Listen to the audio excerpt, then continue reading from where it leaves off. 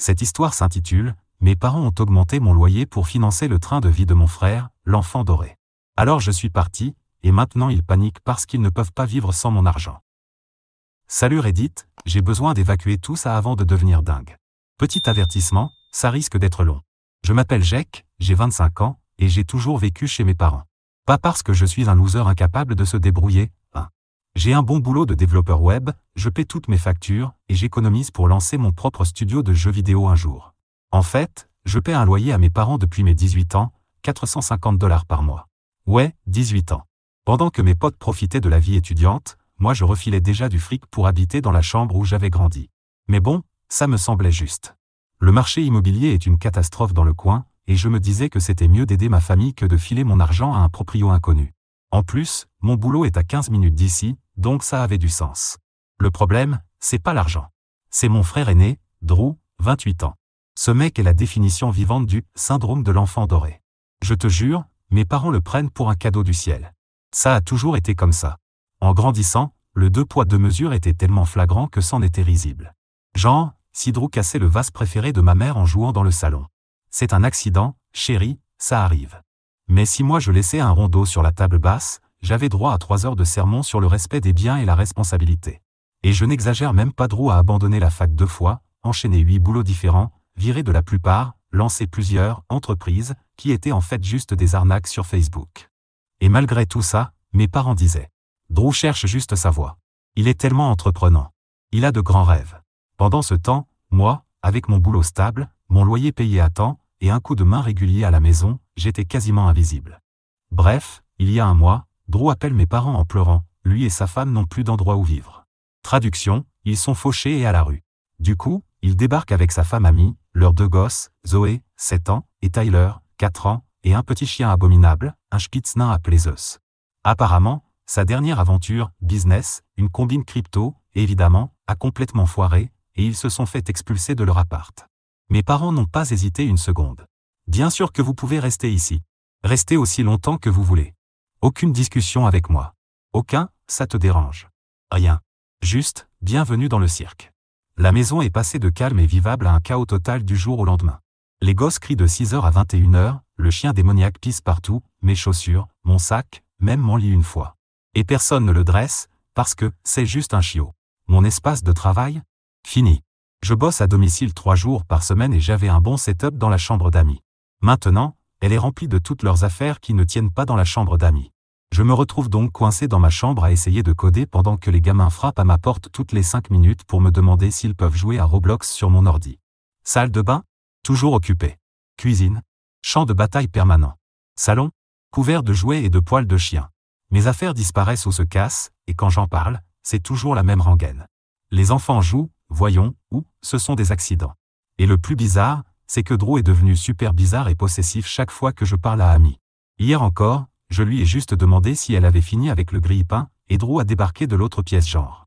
Ma femme s'en occupe, mec. Sérieusement? Tu crois que je drague ta femme parce que je parle d'un grille-pain? Redescends, mec. Et au milieu de tout ça, devine qui continue de payer 450 $ de loyer? Moi. Et devine combien Drew et sa famille paient? 0. Si tu as deviné, bravo, mais tu ne gagnes rien, parce que c'est évident. J'ai rien dit au début. Ils ont des enfants, ils traversent une période difficile, blabla. Ma mère répète toujours qu'il faut se soutenir en famille, alors j'ai essayé d'être cool. Mais attends, c'est pas fini. La semaine dernière, ma mère est venue me voir dans ma chambre, avec ce regard qu'elle a quand elle veut demander un truc mais fait semblant que c'est rien. Jack, chérie, commence-t-elle en tripotant son alliance, avec Drew et sa famille à la maison, nos dépenses ont vraiment augmenté. Les courses, les factures. Je savais déjà où elle voulait en venir, mais je l'ai laissé finir. Nous pensions que tu pourrais peut-être contribuer un peu plus, juste le temps que Drew se remette sur pied. J'ai demandé franchement. Tu veux que je paie plus de loyer alors que Drew et toute sa famille vivent ici gratuitement? Elle a eu cette drôle de grimace contrariée. Ce n'est pas gratuit, Jack. C'est la famille, et la famille s'entraide. Voilà, encore cette phrase magique, celle qui ne semble s'appliquer qu'à moi. Donc, on parle de combien exactement? Ai-je demandé. Juste 300 $ de plus par mois, ça devrait suffire. 750 $ par mois pour vivre dans ma chambre d'enfance, dans une maison envahie par des gosses qui hurlent et un chien qui pisse partout, sans aucune intimité, et où mes affaires se font casser? Je lui ai dit que j'allais y réfléchir, juste pour qu'elle me lâche. Mais à l'intérieur, j'étais bouillant de rage. Ce soir-là, au dîner, mon père a soutenu ma mère avec des phrases du genre. Chacun doit faire sa part, ce sont des temps difficiles, pendant que Drew se goinfrait sans rien dire, se contentant de lâcher de temps en temps, merci de comprendre, frérot. Et le clou du spectacle, ma mère annonce tranquillement que Drew et Amy sortent vendredi soir pour un dîner en amoureux et que je garderai les enfants. Pas une demande. Une information. J'ai des plans, ai-je dit, même si c'était faux. Quel plan? A exigé ma mère. Comme si j'avais besoin de son autorisation pour avoir une vie sociale. Des plans, c'est tout. Drew a sauté sur l'occasion. Allez, mec. On n'est pas sortis depuis une éternité. Les enfants adorent leur oncle Jake. Tout le monde me fixait en attendant que je cède. Très bien. Peu importe, ai-je lâché. Vendredi soir arrive, et au lieu de tester le nouveau jeu que j'attendais depuis des semaines, je me retrouve à courir derrière 2 gamins surexcités et un chien démoniaque. Drew et Amy devaient rentrer à 10 heures. Ils sont revenus à minuit, visiblement bourrés, sans même s'excuser du retard. Et pendant que je m'occupais des enfants, Zeus a laissé un joli cadeau fumant dans ma chambre. J'ai marché dedans en allant me coucher. Fin parfaite d'une soirée parfaite. À ce stade, je commençais sérieusement à me demander si je devenais fou.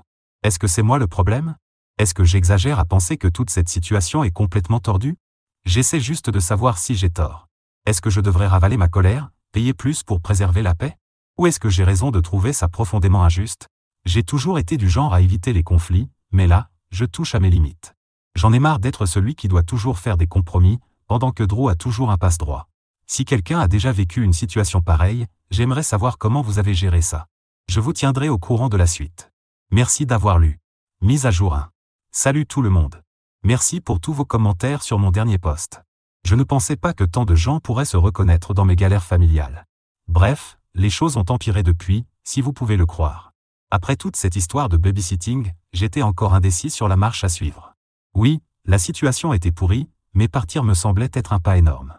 Les loyers ici sont absurdes, et j'économisais pour mon rêve de créer un studio de jeu. En plus, partir, c'était un peu comme donner raison à mes parents. Je ne sais pas si vous voyez ce que je veux dire, mais j'avais l'impression que ce serait admettre une défaite. Mais ensuite, il s'est passé plusieurs trucs qui m'ont fait péter un câble. Le matin après la garde des enfants, je me suis réveillé et j'ai trouvé Amy en train de fouiller dans mes tiroirs de bureau. Même pas discrètement, elle fouillait carrément dans mes affaires. J'étais tellement choqué que je suis resté planté là avant de demander. « Qu'est-ce que tu fais ?» Elle a sursauté, comme si je l'avais prise en flagrant délit, ce qui était le cas. « Oh, je cherchais juste du scotch. Les enfants veulent faire un bricolage. Le scotch est dans le tiroir de la cuisine, où il est depuis 20 ans. Je ne l'ai pas trouvé là-bas, a-t-elle répondu sur la défensive. Avant que je puisse dire quoi que ce soit, Drew est apparu dans l'embrasure de la porte, comme s'il avait un radar pour intervenir dès qu'on remet en question les conneries de sa femme. « Tout va bien ici ?» demanda-t-il d'un ton agressif. « Ta femme est en train de fouiller dans mes affaires, ai-je dit. » Le visage de Drew s'est durci. Elle a dit qu'elle cherchait du scotch, mec. Pas la peine d'en faire tout un drame. C'est mon espace personnel, Drew. Tu aimerais que je fouille dans tes affaires? C'est différent, répondit-il en mettant un bras protecteur autour d'Amy. On est des invités ici. Exactement. Des invités. Dans la maison que je paie pour habiter. Drew a éclaté de rire. Toujours une question d'argent avec toi, hein? Certains d'entre nous ont de vrais problèmes, mec. J'ai failli exploser sur place. J'ai une règle, ne pas frapper les gens plus stupides que moi, mais Drew testait sérieusement mes limites. Je me suis contenté de tourner les talons et de sortir avant de dire quelque chose qui rendrait les repas de famille encore plus tendus. Plus tard dans la soirée, en allant chercher un snack, j'ai entendu Drew parler à mes parents. Ils ne m'avaient pas vu dans le couloir, alors j'ai tendu l'oreille. Ouais, je sais, écouter aux portes c'est pas cool, mais là, tant pis. Jake a toujours été tellement égoïste, disait Drew. Est-ce que ça le tuerait de se bouger un peu pour aider la famille, pour une fois? Égoïste? Moi? Je suis celui qui paie un loyer depuis 7 ans, pendant que ce parasite n'a jamais versé un seul dollar. J'étais sur le point de débouler dans le salon pour leur dire exactement ça. Mais ma mère a enchaîné. Je sais, chérie. Il ne comprend juste pas ce que c'est d'avoir des enfants et toutes ses responsabilités. Mais il a accepté de payer le loyer supplémentaire, donc ça va aider. Quoi? Je n'ai jamais accepté ça. J'ai dit que j'y réfléchirais. Il a plein d'argent de côté, ajouta Drew. Il parle tout le temps de sa stupide boîte de jeux vidéo. Pendant ce temps, nous, on a du mal à acheter des vêtements pour les enfants. Peut-être que si tu n'avais pas tout cramé dans la crypto, abruti. Et là, Drew baisse la voix. En plus, il met Amy mal à l'aise. Il traîne toujours dans la cuisine ou le salon quand elle y est. Elle n'aime pas être seule avec lui. J'ai failli m'étouffer. Moi, je la mets mal à l'aise? C'est elle qui fouille dans mes affaires, et je fais tout pour les éviter autant que possible. Je suis retourné dans ma chambre sans même prendre à manger. Plus faim du tout. Je suis resté des heures dans mon lit, bouillonnant, à repasser la scène dans ma tête. Le lendemain matin, au petit-déj, ma mère lâche tranquillement. Puisque tu as accepté le nouveau loyer, je m'attends à recevoir le premier paiement vendredi. J'ai ouvert la bouche pour protester, mais mon père m'a coupé. On apprécie vraiment ton aide, fiston. La famille avant tout, hein? Il me prenait à 2 contre 1. Et je savais, par expérience, que c'était impossible de gagner cette discussion. Alors j'ai juste hoché la tête et fixé mon bol de céréales. Et là, nouvelle bombe. Ah, et Drew et Amy auront besoin que tu gardes les enfants ce week-end. Ils vont à un mariage. Tout le week-end? Ai-je demandé. Juste du samedi après-midi au dimanche soir, répondit-elle, comme si ce n'était rien. Je ne peux pas, dis-je. J'ai du boulot à finir. Tu peux faire ton truc d'ordinateur n'importe quand, répondit ma mère d'un ton méprisant. Le mariage, c'est à cette date précise. Ouais, mec, ajouta Drew. Sois pas égoïste. C'est pas comme si t'avais des vrais plans. Comment il sait, lui, quels sont mes plans? Et surtout, depuis quand leur vie sociale est ma responsabilité? En fait, j'ai déjà prévu un truc, ai-je menti. J'ai promis d'aider mon pote Chris à déménager. Tu peux pas décaler? Insista ma mère. Non, il a déjà loué le camion. Le regard qu'elle m'a lancé aurait pu faire fondre de l'acier. Drew a juste secoué la tête, l'air de dire que je le décevais profondément. Amy a marmonné quelque chose comme « typique ». Le coup du babysitting, c'était déjà de trop. Mais ce qui m'a vraiment fait péter un câble, c'est ce qui est arrivé quelques jours plus tard. Je rentre du boulot, et je découvre que Zeus, le chien démoniaque, avait mordu et détruit mon casque gaming. Complètement foutu. Ce truc coûtait 200 $. Je vais voir Drew, furax. Ton chien a bouffé mon casque. C'est juste un casque, mec. C'est un chiot, qu'est-ce que tu veux que je fasse? J'aimerais que tu contrôles ton chien et que tu remplaces ce qu'il casse, ai-je répliqué. On n'a pas d'argent pour tes gadgets de luxe, répondit-il. Si c'est si important pour toi, rachète-en un. Ou mieux encore, grandis un peu, arrête de jouer aux jeux vidéo toute la journée. Ah, c'est sûr, venant du mec de 28 ans qui a perdu tout son fric dans une arnaque crypto, ça a du poids. Mais le pire du pire, c'est quand j'ai surpris Drew et ma mère en train de parler de mon compte d'épargne. Ils discutaient carrément de la manière dont je pourrais contribuer un peu de mes économies pour aider la famille à traverser cette période difficile. C'était la goutte d'eau. Le point de non-retour. Ils étaient littéralement en train de préparer un plan pour me manipuler et me soutirer mes économies. De l'argent que j'ai mis de côté pendant des années, en bossant des heures sup, en sacrifiant mes vacances, en vivant modestement. Tout ça pour que Drew continue sa vie sans conséquences. Je suis remonté dans ma chambre, j'ai ouvert mon ordi et commencé à chercher des annonces d'appartements. C'était fini. Je ne savais pas encore comment j'allais m'en sortir, ni où j'irais, mais une chose était claire. Je ne pouvais pas rester dans cette maison un mois de plus. Pas avec ces gens qui me voient uniquement comme un distributeur de billets ambulants. Cette nuit-là, impossible de dormir. Je fixais le plafond, le cerveau en ébullition. Devais-je les affronter? Essayer une dernière fois de raisonner avec eux? Céder et payer plus pour préserver la paix? Aucune option ne semblait gagnante. Vers 3 heures du matin, j'ai envoyé un texto à Chris, le pote que j'avais inventé comme excuse plus tôt. On était proches au lycée, puis on s'est un peu perdu de vue. On se revoit de temps en temps pour une bière, c'est tout. Hey mec, question chelou. Tu connais quelqu'un qui cherche un coloc? Faut que je me tire de chez mes parents au plus vite. Je ne pensais pas avoir de réponse avant le matin. Mais il m'a répondu direct. Mec, c'est un timing de dingue. Mon coloc vient de m'annoncer qu'il part vivre avec sa copine le mois prochain. T'es sérieux? Très sérieux. La maison familiale est devenue un cauchemar. Chris, faut qu'on en parle demain. C'est peut-être le bon moment. Je me suis endormi pour la première fois depuis des jours en me disant que, peut-être, l'univers me filait enfin un petit coup de pouce. J'ai retrouvé Chris le lendemain après le travail. Son appartement n'a rien d'extraordinaire, un simple 2 pièces dans un quartier correct, à une 20aine de minutes de mon boulot. Mais c'était propre, calme, et surtout, sans ma famille. Chris m'a dit que son colocataire partait dans 3 semaines, et que si je voulais prendre la chambre, le loyer serait de 575 $ plus les charges, à partager moitié-moitié. C'était plus que ce que je payais à la maison avant l'augmentation, mais moins que les 750 $ que mes parents réclamaient maintenant. Et sans toutes les conneries du quotidien, je n'ai pas hésité une seconde. Je lui ai dit que je prenais la chambre. On s'est serré la main et on a convenu de régler les détails pendant le week-end. J'avais donc 3 semaines pour trouver comment déménager sans déclencher la 3e guerre mondiale à la maison. Je savais que si j'annonçais mon départ, mes parents utiliseraient toutes leurs tactiques de manipulation habituelles, culpabilisation, colère, fausse inquiétude, tout le package. Et en prime, ils essaieraient sûrement de me soutirer un maximum d'argent avant que je parte. Alors j'ai décidé d'y aller en mode furtif. L'opération GTFO, Get the F*** Out, était officiellement lancée. Première étape, régler les affaires en cours. J'ai appelé ma banque, changé tous mes mots de passe et questions de sécurité, et supprimé l'envoi de relevés papier à la maison. S'ils envisageaient vraiment de toucher à mes économies, je ne prenais aucun risque. Ensuite, j'ai élaboré le plan d'évasion physique. Je ne pouvais pas tout emballer d'un coup sans qu'ils s'en aperçoivent, donc il fallait ruser. J'ai commencé par les trucs que personne ne remarquerait, des livres de ma bibliothèque, des vêtements d'hiver au fond du placard, du matériel informatique en trop. Chaque jour, j'emmenais un petit carton dans ma voiture avant le travail, puis je le déposais chez Chris à l'heure du déjeuner ou après le boulot. Son colocataire était d'accord pour que je stocke mes affaires dans le salon jusqu'à son départ. Merci, les gens encore décents, hein? Le plus dur, c'était de garder un visage neutre devant ma famille, de faire semblant d'être normal alors que j'avais juste envie de leur balancer leurs conneries en pleine figure.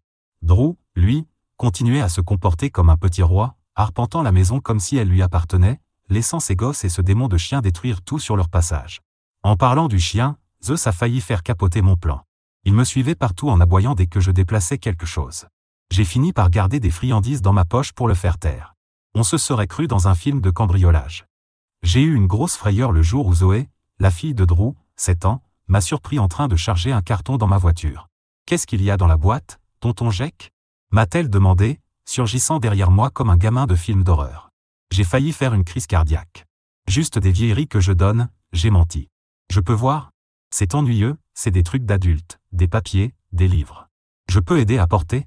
Pas aujourd'hui, ma grande. Je dois filer au travail. Elle avait l'air déçue, mais heureusement, elle est vite partie jouer. Les enfants de cet âge ont une capacité d'attention d'un poisson rouge, ce qui m'arrangeait bien. Pendant ce temps, mes parents continuaient à me casser les pieds avec cette histoire d'augmentation de loyer. Ma mère laissait tomber des remarques sur les factures et les dépenses dès que j'étais dans la pièce. Mon père, lui, faisait la gueule parce que je ne leur avais pas encore donné les $300 de plus. Le meilleur, c'était Drew. Ce crétin a osé me faire la leçon sur la responsabilité financière un soir, alors qu'il était vautré sur le canapé pendant que j'essayais de regarder la télé. Tu sais, Jack, quand t'auras une famille, tu comprendras qu'il faut parfois faire des sacrifices. L'ironie m'a presque tué de rire. Super leçon venant d'un mec de 28 ans qui vit encore chez ses parents, sans payer de loyer, j'ai répliqué. C'est bas, mec. Je traverse une période difficile. Le marché des cryptos est instable. Le marché des cryptos est une arnaque, et t'es tombé dedans. 2 fois. Il est parti bougonner. Petite victoire. Puis vint la réunion de famille. Un soir, ma mère nous a tous convoqués dans le salon, moi, papa, Drew et Amy. Les enfants étaient déjà couchés, heureusement. Il faut parler de l'organisation des chambres, a-t-elle annoncé. Les enfants grandissent, ils ont besoin de plus d'espace. J'ai tout de suite eu un mauvais pressentiment. On pensait qu'ils pourraient avoir leur propre chambre, a-t-elle poursuivi. Jack, comme tu travailles beaucoup, tu ne verrais sans doute pas d'inconvénient à ce qu'ils utilisent la tienne. Tu pourrais prendre le salon du bas. Le salon du bas, c'est en réalité un ancien débarras aménagé, sans fenêtre, avec un vieux futon plus âgé que moi. Et en prime, c'est juste à côté de la buanderie, donc on entend la machine à laver à toute heure. Absolument pas, ai-je lâché avant même d'y penser. Tout le monde m'a regardé, choqué, comme si j'avais refusé une demande parfaitement raisonnable pour le bien commun. Ce serait juste temporaire, a dit ma mère. Le temps que Drew et Amy se remettent sur pied. Et ce sera quand, exactement? Ai-je demandé. Ça fait 1 mois qu'ils sont là sans le moindre progrès. Je cherche du travail, a protesté Drew. Ah oui? Parce que tout ce que je vois, c'est toi sur la Xbox à te plaindre de ta vie. Les garçons, arrêtez. A coupé ma mère. Jack, ce serait vraiment un coup de main pour la famille ici, non, je l'ai interrompu. Je paye un loyer pour ma chambre. Je ne déménage pas au sous-sol pour que les gosses de Drew prennent ma place. ChatGPT cède. C'est décidé. La pièce est devenue silencieuse. Mon père avait l'air mal à l'aise. Ma mère semblait sur le point de pleurer, sa technique de manipulation habituelle. Et Drew me lançait un regard noir comme si je venais de frapper son chien, ce que j'étais sur le point de faire. Amy a enfin rompu le silence. Eh bien, je trouve ça incroyablement égoïste. Ces pauvres enfants entassés dans une seule petite chambre alors que tu as tout cet espace pour toi. J'ai failli rire. Tu sais ce qui est égoïste, Amy? C'est de déménager ta famille entière dans la maison de quelqu'un d'autre, et ensuite te croire en droit de réclamer encore plus d'espace. Elle a haleté, comme si je venais de la gifler. Drew s'est levé, se mettant à ma hauteur. Ne parle pas comme ça à ma femme. Ou quoi? Je lui ai répondu en me levant moi aussi. Je suis environ 3 pouces plus grand que Drew et je vais régulièrement à la salle de sport, contrairement à lui. Il a rapidement reculé. C'est exactement pour ça que les enfants n'aiment pas être avec toi, a-t-il murmuré en se reculant vers Amy. Nouvelle pour moi, étant donné que les enfants ne me lâchaient presque jamais.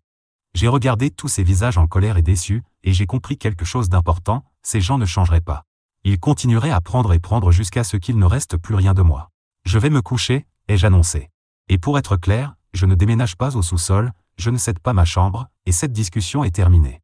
En sortant, j'ai entendu Amy chuchoter à Drew. Tu vois, je te l'avais dit, c'est toujours lui le problème. Cette nuit-là, j'ai finalisé mes plans.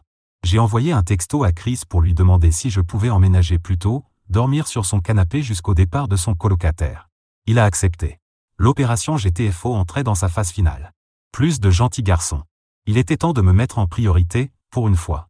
Tout était maintenant prêt. J'avais signé le bail, emballé mes affaires, et j'attendais juste que Chris me dise quand je pouvais emménager. Je sais que ça va provoquer beaucoup de drames, mais honnêtement, je m'en fiche maintenant. Je dois faire ce qui est le mieux pour moi, et rester dans cette maison ne l'est pas. Je suis prêt à recommencer dans un endroit où je pourrais vraiment me concentrer sur mes objectifs, sans tout ce chaos et ce stress pour me freiner. Souhaitez-moi bonne chance, les gars. Je vous tiendrai au courant dans la prochaine mise à jour. Mise à jour 2. Salut Reddit. Merci pour tout le soutien sur mes derniers posts. Vos commentaires m'ont vraiment aidé à garder la tête froide à travers tout ce chaos. Voici ce qui s'est passé depuis ma dernière mise à jour. Après l'explosion à propos de la chambre, l'ambiance à la maison est devenue très tendue. Mes parents me faisaient la tête, ce qui était en fait un peu paisible, honnêtement. Drew, lui, piétinait partout comme un enfant à qui on aurait retiré ses jouets. Et Amy lançait des remarques passives-agressives dès que j'étais à portée de voix. Certaines personnes ne comprennent tout simplement pas ce que ça veut dire d'être une famille, disait-elle, sans vraiment s'adresser à quelqu'un, pendant que je prenais mon café le matin. J'ai juste ignoré tout ça et me suis concentré sur la finalisation de ma fuite. Chris m'a texté pour me dire que je pouvais emménager ce week-end. Son colocataire était d'accord pour que je dorme dans le salon jusqu'à son départ officiel dans quelques semaines. Il m'a dit qu'il se sentait mal pour moi après que Chris lui avait parlé de ma situation. Un inconnu ayant plus d'empathie que ma propre famille? Plutôt triste quand on y pense. Vendredi soir, je me suis assuré de faire semblant d'être normal au dîner. J'ai même proposé de faire la vaisselle après, ce qui a surpris tout le monde. Ma mère me regardait avec suspicion, essayant de deviner mon plan. Mais j'ai juste souri et expliqué que j'étais de bonne humeur à cause d'un truc au travail. Elle a gobé ça. Après que tout le monde soit allé se coucher, j'ai emballé le dernier de mes effets essentiels, ordinateur portable, vêtements restants, affaires de toilette, chargeur, tout le nécessaire pour la vie quotidienne. J'avais déjà déplacé le reste de mes affaires petit à petit ces dernières semaines. J'ai réglé mon réveil à 5 heures du matin. Je pensais que ça me laisserait assez de temps pour charger ma voiture et partir avant que quelqu'un ne se réveille. Drew et sa famille ne se lèvent jamais avant 9 heures le week-end, et mes parents se réveillent généralement vers 7h30. Bien sûr, Zeus, le chien démon, a failli tout faire échouer. Mon réveil sonne. Je me lève discrètement et commence à transporter les sacs vers ma voiture. Le petit missile à fourrure commence à aboyer et sauter partout, comme si j'étais un intrus. J'ai paniqué une seconde, pensant qu'il réveillerait tout le monde, et je lui ai lancé une friandise pour le calmer. Oui, j'étais préparé même pour ça, mais il l'a juste mangé et a continué à aboyer. Petit enfoiré. J'ai finalement dû le prendre dans mes bras et le mettre dans la salle de bain avec une autre friandise. J'ai eu pitié de celui qui le trouverait là plus tard, mais les temps désespérés appellent des mesures désespérées. J'ai chargé toutes mes affaires dans la voiture en un temps record.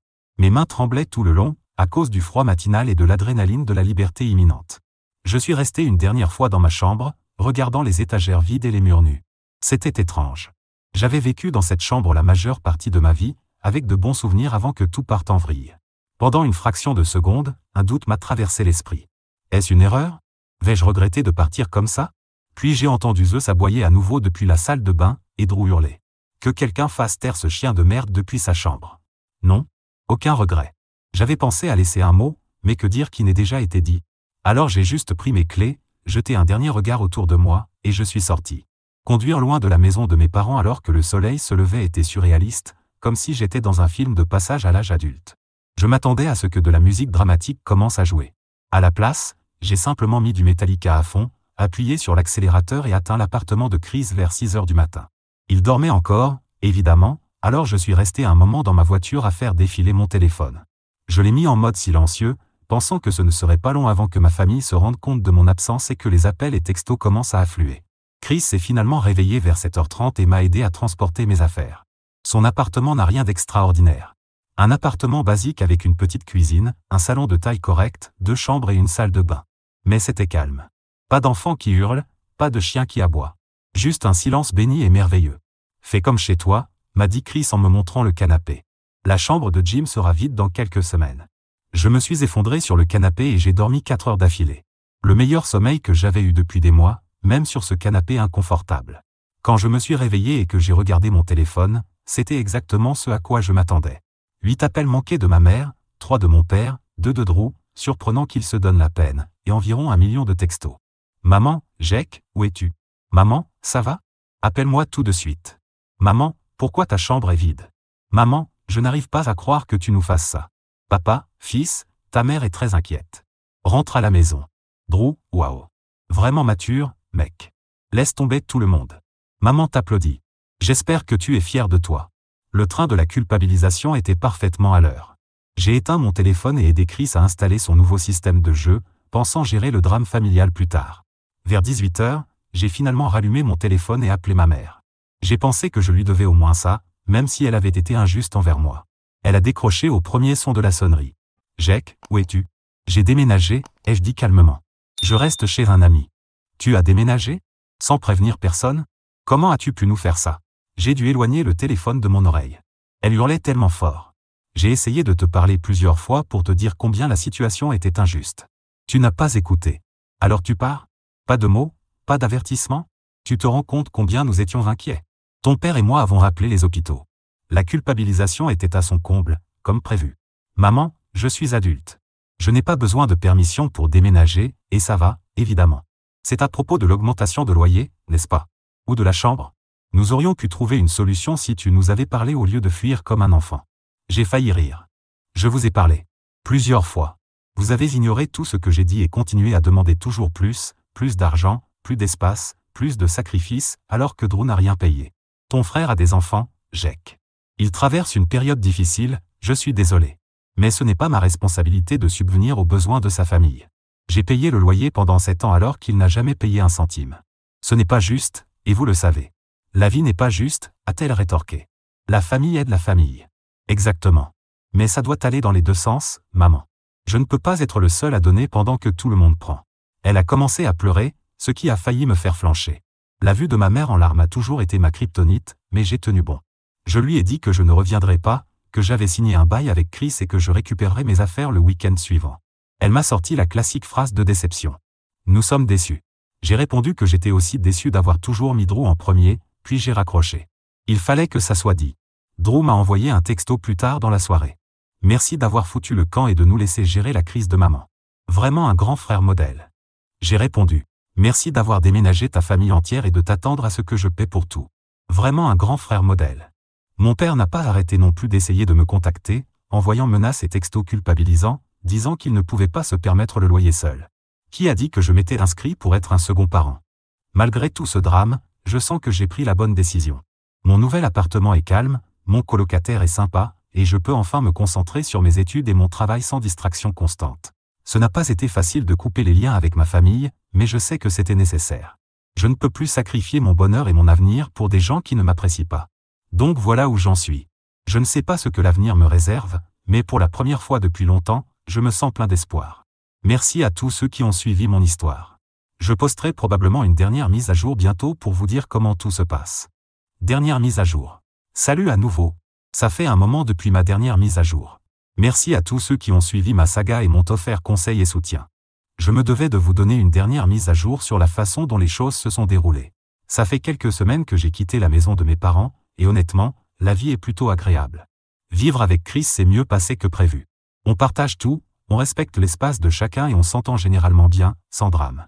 Après des années de chaos familial, c'est comme des vacances pour ma santé mentale. Ma chambre est aménagée exactement comme je veux. Je peux laisser mon ordinateur sur mon bureau sans craindre qu'on le touche. Je peux dormir tard le week-end sans être réveillé par des enfants qui hurlent ou un chien qui aboie. Je peux cuisiner sans que quelqu'un critique mes choix alimentaires ou mange tous mes restes. Les petites choses, vous voyez? Le travail se passe aussi super bien. Sans le stress constant à la maison, je suis beaucoup plus concentré et productif. J'ai aussi travaillé sur mes projets de développement de jeux à côté. Rien de majeur pour l'instant, mais ça fait du bien de poursuivre ma passion au lieu d'en parler seulement. Quant à ma famille, eh bien, ça a été compliqué. 2 semaines après mon déménagement, je suis retourné chercher le reste de mes affaires. C'était super gênant. Ma mère avait l'air d'un cadavre réchauffé, portant la même robe que je me rappelle quand j'étais enfant. Mon père était silencieux, se déplaçant dans la maison comme un fantôme. L'endroit avait cette atmosphère lourde, comme si toute l'énergie en avait été aspirée. Chris est venu avec moi pour que ça aille vite, mais ma mère a quand même essayé de me coincer dans ma vieille chambre. « Tu aurais pu nous parler » répétait-elle, la voix toute tremblante. « Tu n'avais pas besoin de juste partir. » Je suis resté bref. J'ai essayé de vous parler plusieurs fois. Vous avez choisi de ne pas écouter. Elle a commencé à pleurer, ce qui m'a fait me sentir mal malgré tout. Mon père se tenait juste dans l'embrasure de la porte, ayant l'air plus vieux que jamais. Aucun des deux ne m'a directement demandé de revenir, mais la question flottait dans l'air. Il y a eu un moment de silence de leur part. Je pensais enfin pouvoir respirer, mais ensuite mon père a appelé un soir, d'un ton inhabituellement humble. « Fils, je sais que nous avons eu nos différends, mais nous devons parler, homme à homme. » Contre mon meilleur jugement, j'ai accepté de le rencontrer pour un café près de mon travail. Un endroit neutre, en public, sans blessure. Dès qu'il s'est assis, j'ai su que c'était un piège. Il avait l'air épuisé. Il a commencé à parler de la détresse de maman et de la façon dont toute la famille s'effondre depuis mon départ. J'ai presque ressenti de la pitié jusqu'à ce qu'il révèle la vraie raison de la rencontre. « Jake, nous sommes dans une situation financière difficile. Avec ton départ, nous manquons le paiement de l'hypothèque ce mois-ci. » Je l'ai juste regardé. « Donc tu veux que je continue à payer le loyer pour un endroit où je ne vis plus ? » « Pas le loyer, a-t-il dit rapidement. Juste aider la famille pendant une période difficile. Une fois que Drew se remettra sur pied, tu arrêteras. Papa, j'ai déménagé parce que vous profitiez financièrement de moi tout en laissant Drew vivre gratuitement. Et maintenant vous me demandez de continuer à payer alors que je n'y vis plus. Ce n'est pas une question d'argent, a-t-il insisté. C'est une question de responsabilité, d'obligation familiale. Et les obligations de Drew alors ? Pourquoi ne prend-il pas ses responsabilités ? Mon père s'est mis sur la défensive. Drew a une famille. Il traverse une période difficile. Il traverse une période difficile depuis des années, papa. J'en ai assez de subventionner son style de vie. C'est alors que mon père a lâché la bombe. Nous avons besoin de 800 $ ce mois-ci sinon nous risquons de perdre la maison. 800 $. Plus que ce que je payais quand je vivais là. J'ai éclaté de rire, ce qui n'était pas mon moment le plus glorieux. Mais allez. Non, papa. Pas question. Drew doit se trouver un travail. Toi et maman devez arrêter de l'encourager. Il est parti, l'air vaincu, et j'ai ressenti un mélange de culpabilité et de colère. Une partie de moi se demandait s'ils étaient vraiment en difficulté, mais une autre savait que ce n'était que de la manipulation. Le lendemain, Drew a finalement rompu le silence avec une série de textos désagréables, presque menaçants. Super de laisser tomber la famille quand on a le plus besoin de toi. Tu es mort pour nous. Maman fait des crises d'angoisse à cause de toi. Si elle finit à l'hôpital, ce sera ta faute. Papa va perdre son boulot à cause de tout ce stress. Si ça arrive, ne sois pas surpris que je vienne en parler. Mes enfants n'arrêtent pas de demander où est l'oncle Jake. J'espère que tu es fier de les faire pleurer. Peut-être que je leur rappellerai exactement à qui la faute. J'ai bloqué son numéro. Puis Amy a essayé. Son approche était plus subtile. Elle a envoyé un long message sur combien les enfants me manquaient, comment Zoé pleurait pour s'endormir en me demandant, et comment il pourrait devoir déménager dans un quartier dangereux s'il se faisait expulser, exagérant à fond. Peut-être que tu pourrais juste aider temporairement, a-t-elle suggéré. Pour les enfants. Je ne suis pas tombé dans le piège. Étrange comme personne ne se souciait de mon bien-être financier quand je payais 450 $ de loyer alors que Drew vivait gratuitement. Désolé, mais ce n'est plus mon problème. Elle a répondu avec un paragraphe sur à quel point j'étais égoïste. Je l'ai bloqué aussi. Chaque fois que je repousse leur tentative, ils essaient un autre angle, comme s'ils ne pouvaient pas me foutre la paix. Quelques jours plus tard, ma tante, la sœur de ma mère, a appelé. Je lui parlais rarement, donc je savais que quelque chose se tramait. Jake, qu'est-ce que j'entends à propos du fait que tu refuses d'aider tes parents avec leur hypothèque ? Ils risquaient de perdre leur maison. Il s'avère que mes parents avaient raconté à toute la famille élargie que je les avais abandonnés financièrement et qu'ils étaient au bord de l'itinérance à cause de moi. Ils ont bien sûr omis de mentionner qu'ils me faisaient payer un loyer depuis des années, tandis que Drew ne contribuait à rien. Mais le coup de grâce a été quand j'ai découvert par un ami commun que mes parents n'avaient même pas de difficultés financières. En fait, mon père avait reçu une prime le mois avant mon départ, et toute cette histoire de « nous risquons de perdre la maison » n'était qu'un prétexte pour me culpabiliser et me faire donner de l'argent. C'est à ce moment-là que je suis passé en mode no contact total, j'ai bloqué leurs numéros, emails, réseaux sociaux, tout. J'ai même dit à mon travail de ne pas transférer leurs appels. 2 semaines de silence, c'était le bonheur, jusqu'à ce que les « singes volants » arrivent, amis de la famille, parents éloignés, même les potes de l'église de ma mère, tous me disant de faire la paix. J'ai ignoré la plupart, mais j'ai répondu à mon cousin Marc qui m'a raconté toute l'histoire. Il a été étonnamment compréhensif. Il m'a aussi donné des infos à l'intérieur. La maison est un vrai désastre. Drew et Amy ne paient pas un centime. Cerise sur le gâteau, mes parents ont finalement donné un ultimatum à Drew, trouve un boulot dans les 30 jours ou dégage. Le gars panique parce que sa soi-disant expertise en crypto n'est pas vraiment employable. Marc a aussi lâché une bombe, ma mère a avoué qu'il n'avait jamais eu besoin de mon argent pour l'hypothèque. Ils aidaient secrètement Drew à rembourser ses dettes de jeu. Jouer avec 2 enfants à charge. Incroyable. Donc oui, j'ai terminé. Aucun contact avec mes parents, Drew ou Amy. Je continue juste d'envoyer des cartes d'anniversaire aux enfants. Ils sont innocents dans toute cette histoire. Mais pour le reste, pont brûlé. Et honnêtement, je n'ai jamais été aussi heureux. Je travaille actuellement sur le développement de mon jeu, et j'ai même commencé à sortir avec quelqu'un rencontré lors d'un meet-up de programmation. Si vous êtes coincé dans un merdier similaire, voici ce que j'ai appris: couper les liens n'est pas juste une option, c'est une question de survie, surtout quand il s'agit de la famille, parce qu'ils savent exactement comment te manipuler. Les limites ne fonctionnent pas quand les gens ne les respectent pas. Parfois, il faut un mur entier. Merci Reddit, de m'avoir donné le coup de pouce pour enfin me mettre en priorité.